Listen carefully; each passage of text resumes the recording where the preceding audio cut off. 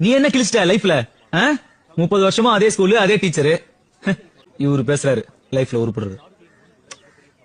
டேய், உன்னை 25 வருஷமா தாங்கிட்டு இருக்கேன்ல, அதுவே ஒரு பெரிய சாதனை இல்ல?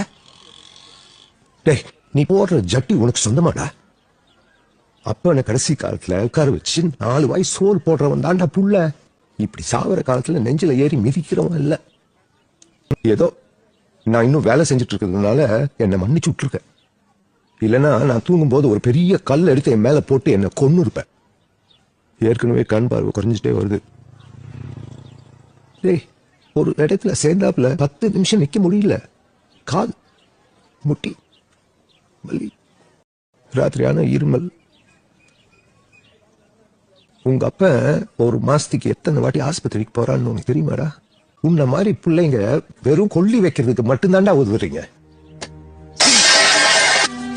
இந்தா நீ கேட்ட பணம், இத வச்சு அப்ளிகேஷன் வாங்கு, குடிச்சு கூத்தடி, இல்ல ஏதாவது ஒரு பொம்பளை போடா.